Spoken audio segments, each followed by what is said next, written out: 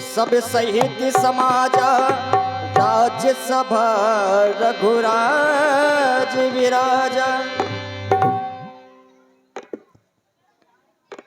अयोध्या दरबार के चतुर एवं श्रेष्ठ मंत्रियों में महामंत्री सुमंत जी महाराज, तुम्हें तो भली भात है ज्ञात है, जब ते राम ब्याह घर आए, जिस दिन से मेरे बेटा राम भरत शत्रुघ्न या यूं कहा जाए कि चारों भाइयों का विवाह होकर बारात वापस लौट कर आई है, तब से नित्य नए मंगल गान बधाई बजवाए जा रहे हैं, गीत गाए जा रहे हैं, नाना प्रकार के उत्सव मनाए जा रहे हैं, क्योंकि अपार खुशी है।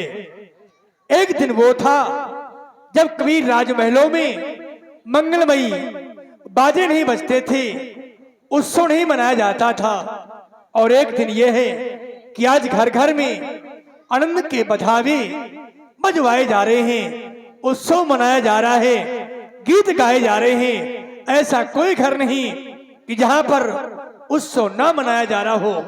यहां तक कि स्वयं आकाश मंडल के देवता मेघ रूपी वर्षा करने वाले बादल सुंदर वर्षा बरस रहे हैं। तभी तो कहा गया, ये भुवन चार, ये भुवन चारो 10 भूधर भारी, बड़ी सही स्वकति मेघ सुखिकारी। ये 14 भुवन में मेघ सुख रूपी वर्षा का वर्षण करते हैं। क्या देखकर?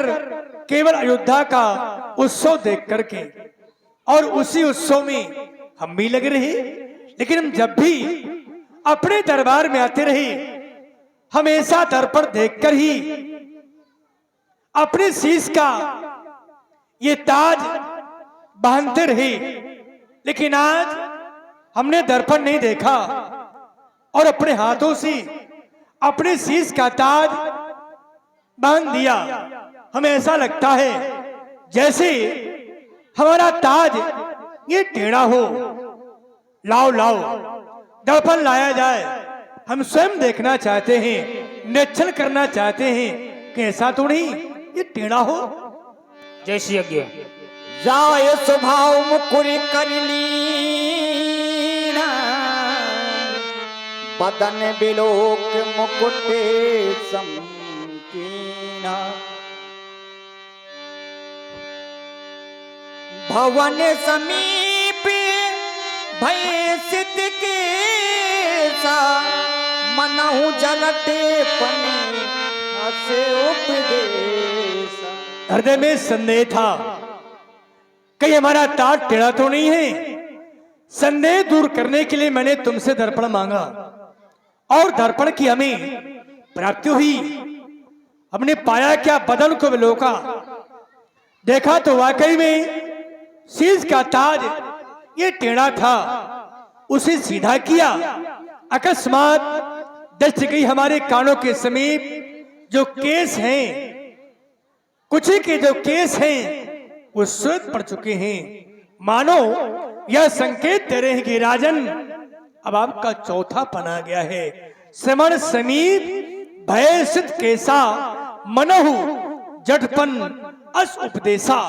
उपदेश दे रहे हैं, और उपदेश के तारतम्य में करना क्या चाहिए? नीत कहती है चौथे पन निप जाइए, कानन वन में जाकर श्रीमान नारायण का भजन करना चाहिए, ऐसा नीत कहती है। देखो नो सुमंत जी, ये गात की गुराई गई, अब चेहरों में न दिपत हमेश है। हुई के सेठ केस अब देने लागे, वृद्धापन को उपदेश है। अब बुढ़ापा आ गया है, ऐसा मानो संकेत हमें मिल रहा है। देखो ना मंत्री जी, देखो आता है ये ग्रीष्म काल, अब सुंदर बसंत ऋतु जाती है। तरुणाई पर पड़ गई ओस अब वृद्धि अवस्था आती है।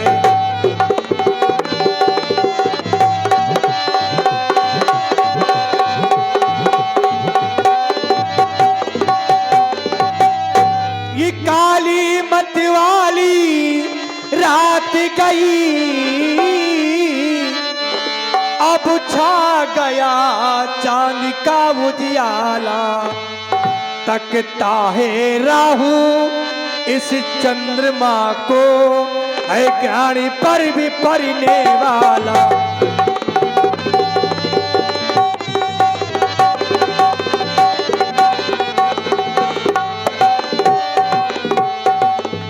हमने जीवन काल में बहुत कुछ किया, जैसे बारिशों गर्जा युद्ध स्थल में, बरसों शिकार में लगन रहा।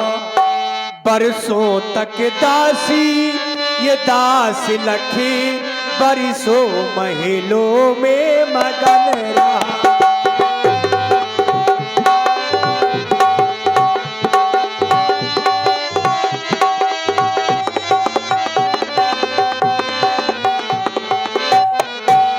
मानो संकेत मिल रहा है, अब छोड़ छाड़ झूठे झगड़े।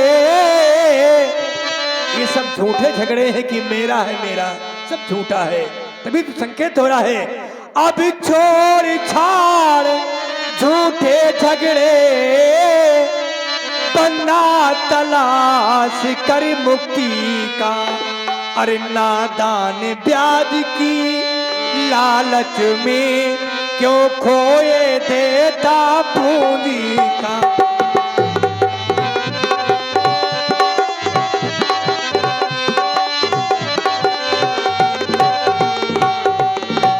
क्योंकि यहाँ आकर हमने सीखा है और संसार सीखता है, सबका यही नियम है। क्या सीखा है? या मेरा है या मेरा है, बस दिन सा दिन ये ढलता है। ये बदली ने रंगती बदली है, सूरज पश्चिम को चलता है।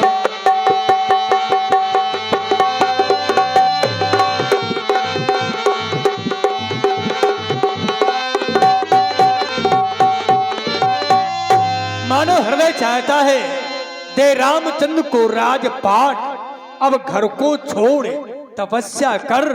अब तक तो विषयानंद रहा, अब ब्रह्मानंद का साधन कर। क्योंकि बुढ़ापा है और बुढ़ापे में करना क्या चाहिए? भगवान का भजन करना चाहिए। सखा सुमंत जी देख रहे हो ना, अब तो आसार बुढ़ापे के नजर आते।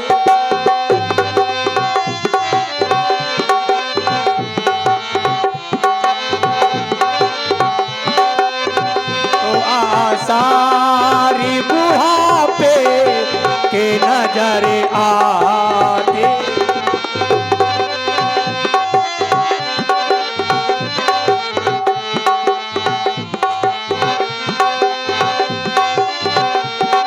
स्थिति क्या हो गई? स्याही गई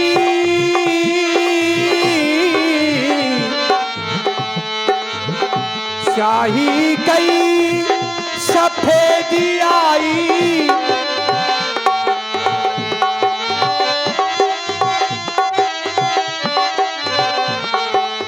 नैनन में नहीं परत दिखाई।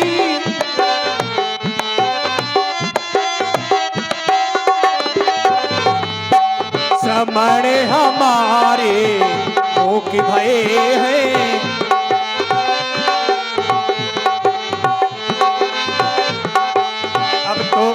सारी बुढ़ापे के नजर आ।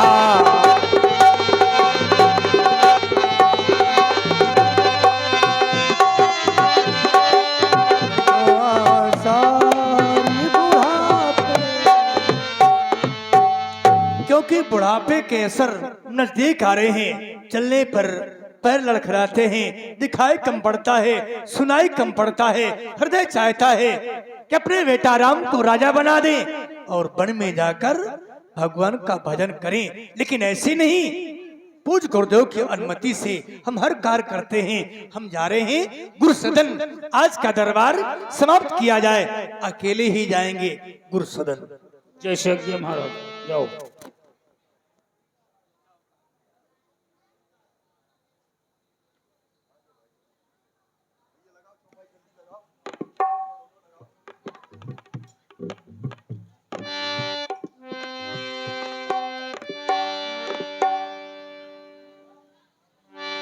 सभी विधि गुरु प्रसन्न जी जानी, बोले उराऊ हंसे में डूबानी। हे तपोनिष्ठ, मेरा प्रणाम स्वीकार है देवता। ये भाग्य भूतल, ये भाग्य भूतल पर उदय हो, ये रघुवंशियों का आज है, जिनके शीश पर सुशोभित दुज मुनियों का सुंदर ताज है सोमदर्शी। काल तीनों की ज्ञाता तुम्ही, दाता तुम्ही, इस विश्व की त्राता तुम्ही, करबद्ध सन्मुखे खड़ी अवधु जिनका धाम है। हे ज्ञानियों के परम शिक्षक, आप हेतु प्रणाम है। हे तपोनिष्ठ, प्रणाम तु स्वामी। राजेंद्र, तुमने हमें प्रणाम किया है, हम तुम्हें ऐसा आशीर्वाद देंगे, क्योंकि प्रत्येक मानव का जब जन्म होता है तो अपने लक्ष्य की प्राप्ति करता है, लेकिन फिर भी वो लक्ष्य तक नहीं पहुंच पाता, क्योंकि वो समय के चक्र में उलझ जाता है। हमारा आशीर्वाद ऐसा होगा कि समय अपने चक्र में तुम्हें नहीं उलझा पाएगा। काल चक्र से, समय चक्र से झुलस न जाए अरमानों की पाखें, स्वाभिमान से सिर ऊंचा हो लेकिन नीचे होवे आंखें। जीवन कैसा होना चाहिए? जीवन सीधा सादा रखो, मन में हो उत्कर्ष, जीवन संगिन संग मनाओ। इसको कहते हैं हिंदुस्तान भेड़िया दसान। एक बालक गया, उसके पीछे तुरंत, और ये सब जो है खेल खेल में गए, कोई अप्रिय घटना नहीं, कोई कुछ नहीं, केवल ये जाने वाले थे। ये है तो राजेंद्र हमारा सुभाषिष है कि हमेशा समय चक्र से झुलस न जाए अरमानों की पाखे, और स्वाभिमान से सिर ऊंचा हो लेकिन नीचे होवे आंखें। जीवन व्यक्ति का कैसा होना चाहिए? जीवन सीधा सादा रखो लेकिन मन में हो उत्कर्ष, मन में ऊंची चाय होनी चाहिए। जीवन संगिन संग मनाओ, मिलकर राजन तुम हर्ष। तब स्थिति क्या होगी कि चिर स्नेह रस बहे निरंतर, मंगल दीप अभय हो, तब पड़े तुम्हारे चरण जिस तरफ, उत सन्मुख खड़ी विजय हो। कल्याण हो, महामंगल हो। आने का कोई विशेष कारण स्पष्ट करें, हम जानना चाहते हैं। नाथ राम करिहूं जुबेराजू। हे कृपालु, आप जानना चाहते हैं, संकेत मिला, कहा है भुआल, सुनिए मुनि नायक, भय राम सब विधि सब लायक। जब का शिष्य बेटा राम है, मेरे दृष्टि में सब प्रकार से, सब विधि से सब लायक हो गया है। यहाँ तक कि जिस प्रकार राम मुझे प्यारा है, उसी प्रकार राम ने सबको प्यारा है देवता। तभी तो कहा गया कि सेवक की सच्ची हो, ये सेवक की सच्ची हो, सकल पुरवासी, जे हमारे अरि मित्र उदासी, सबहि रामो प्रिय जही विधि मोही। जिस प्रकार राम मुझे प्यारा है, उसी प्रकार राम इन सबको प्यारा है। आप सोचेंगी राजन, तुमने अनुभव कैसे किया है? हाँ देवता, तभी तो कहना पड़ा कि मो समाने मो समाने आने भायाओ न दूजे और सब पायो रजे पायन पूजे। मैंने अनुभव किया है, गुरुओं के चरणों की सेवा कर पूजा करके अनुभव किया है। नीत कहती है कि जे गुरु चरानो रेनो सिर धरही। कोई भी प्राणी संसार में हो अपने गुरुओं की ब्राह्मणों की चरणों की सेवा करता है, उससे हर वस्तु सुलभ होती है। लेकिन देवता हृदय में एक अभिलाषा है, अभिलाष एक मन मोरे और पूजिए नाथ अनुग्रह तोरे। राजन, आप कह रहे हैं कि अब अभिलाषा ने एक जन्म लिया है, एक अभिलाषा है। इसके पहले जब आपका विवाह नहीं हुआ था तब एक अभिलाषा ने जन्म लिया, विवाह हो गया, फिर उसके बाद पुत्र नहीं थे, तब अभिलाषा ने जन्म लिया कि मेरे जीवन में पुत्र आ जाए, पुत्र हो गए, अब फिर एक नवीन अभिलाषा ने जन्म ले लिया है। तो मैं तो यही कहूंगा कि मानव के जीवन में अभिलाषाएं निरंतर पूर्ण होती हैं, लेकिन फिर भी नई अभिलाषाएं जन्म लेती रहती हैं। तो ये ना कहिए कि ये मेरे जीवन की अंतिम अभिलाषा है। क्या ये अंतिम अभिलाषा है? इसके बाद फिर कोई अभिलाषा नहीं? अच्छा, अभी होगी अभिलाषा, ये तो हाँ। लेकिन मैं जानना चाहता हूं, वैसे ही राजन राउर नाम जस शब अभिमत दातार, आपका नाम और यश ही समस्त अभिलाषाओं को पूर्ण कराने वाला है। क्योंकि फल अनुगामी महिप मन, मन अभिलाष तुम्हार। मन में अभिलाषा जन्म तो लेती है आपके, लेकिन फल पहले प्रकट हो जाता है। कहे वो अभिलाषा कौन सी है, मैं तो जानूं। हे कृपालु, अभिलाषा यह है, नाथ रामो करी है ये वो राजू और कहिए कृपा करे करिए समाजू। मैं चाहता हूं बेटा राम को राजा बना दूं और वन में जाकर भगवान का भजन करूं, क्योंकि देवता हृदय चाहता है हाँ मेरे जियाते यह हो उछाहू। मेरे जीते जी युद्ध हो जाए, अंत में शरीर रहे अथवा ना रहे, हमें पश्चाताप का आंसू ना पीना पड़े स्वामी। क्योंकि देखे ना देवता, हे गुरुदेव उतारता है अब सर से प्रेत जवानी का। देखिए दिन दिन ये सूख रहा अब अपना खेत रमाने का।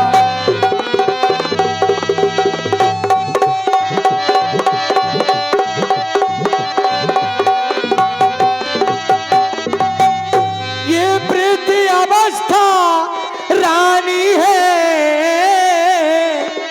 वो तरुण अवस्था बांधी है। मेरे इस सोने सोने में हो रही चांदनी चांदी है।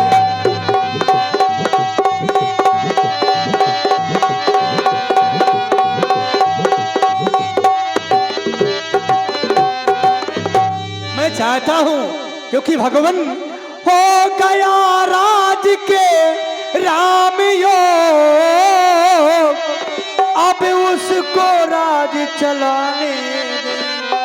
पिछले पुरखों की तरह नाथ अब मुझे तपोवन जाने दे।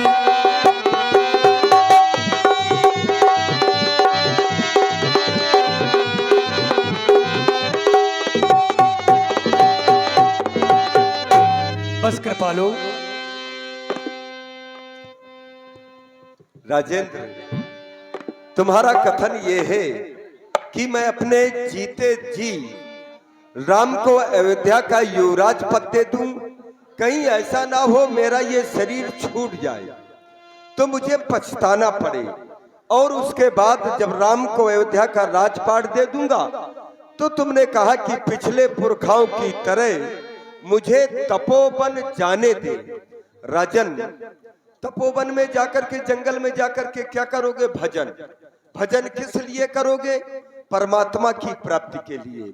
लेकिन तुम्हारे लिए तो मुझे ये कहना पड़ गया कि तुम्हें अब भजन करने की आवश्यकता नहीं है। तुम्हारी स्थिति तो ऐसी है कि कस्तूरी कुंडल बसे और मृग ढूंढे बनमाई। जिसको तुम जंगल में जाकर के माला लेकर के ढूंढने जा रहे हो, वो तुम्हारे घर में ही है। तुम कहते हो कि ऐसा ना हो मुझे पछताना पड़े, तो राजन ना सुन, नृप जासु विमुख पछताही, जासु भजन बिन जरन न जाही। पछताना तो उसको पड़ता है जो उससे विमुख हो जाता है। सुख उसको नहीं मिलता, उसके मन को शांति नहीं मिलती जो उसका भजन नहीं करता। और वो जानते हो, भयउ पुनीत प्रेम अनुगामी, वो प्रेम का अनुगमन करने वाला तुम्हारा पुत्र राम ही तुम्हारे घर में बालक बन करके आया है। भयउ तुम्हारे तने सोई स्वामी, राम पुनीत प्रेम अनुगामी। इसलिए अब तुम्हें कहीं जाने की आवश्यकता नहीं है। घर में ही एकांत में रह करके ब्रह्म का चिंतन करो, यही उपयुक्त है। क्योंकि पूर्व जन्म में तुमने बहुत माला बड़ी तपस्या की है, अब वो करने की आवश्यकता नहीं है। रही बात राम के राजपाट के लिए, तो मैं तो यही कहूंगा कि शुभ कार्य में विलंब नहीं होना चाहिए। क्योंकि जो विचार है ये तुम्हारा विचार उत्तम ही नहीं, अति उत्तम विचार है। अति उत्तम ही नहीं, ये सर्वोत्तम विचार है। इसलिए वेग विलंब न करिए नृप और साजिए की विलंब ना करिए नृप, सजी सबुई समाज।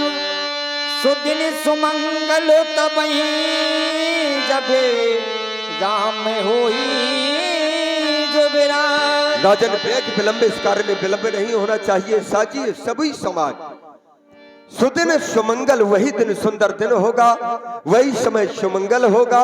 कब? जब राम होई जुबराज। जय हो।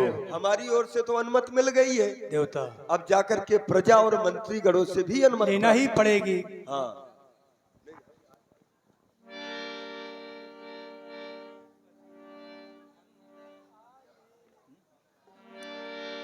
मुदित महीपति मंदिर आए, सेवक सचिव सुमंत्र बुलाए। प्रिय सेवक सचिव महाराज सुमंत्र जी, मनी तुम्हें बुलाया है और बुलाने का अभिप्राय यह है, हृदय में विचार था मेरे, अपने बेटा राम को राजा बना दें।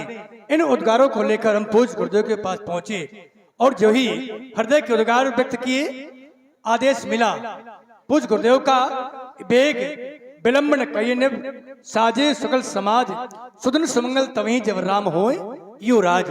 अनुमति गुरुदेव की मिल गई, लेकिन हमने तुम्हें क्यों बुलाया है? जो पांचे मत लागे नीका, हमारी बात पांच पंचों को अच्छी लगे तो बेटा राम को राजा बनाया जाए। इसमें क्या तुम्हारी सम्मति है, जानना चाहते हैं। महाराज विनती करो, सचिव कर जोरी, जीवो जगतपत बरस करोड़ी।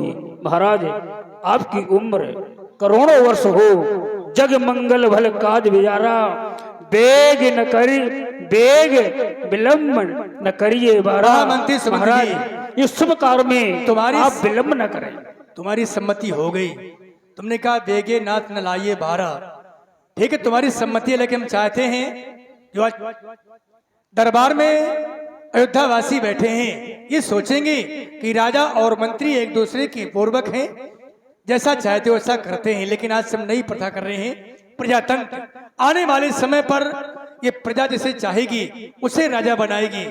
राजा के पद पर तो अनेकों होंगे, पर जिसे प्यारी प्रजा चाहेगी उसे अपना मत देकर राजा बनाएगी। हम चाहते हैं प्रजा से पूछा जाए, ये सब चाहते हैं कि राम राजा बने या नहीं चाहते हैं? जय श्री यज्ञ महाराज, जितने यहाँ सभासद उपस्थित हैं सभी, यदि आप राम को राजा बनाना चाहते हैं तो एक बार बड़े जोर से जयकारा लगाएं, बोलिए रामचंद्र की।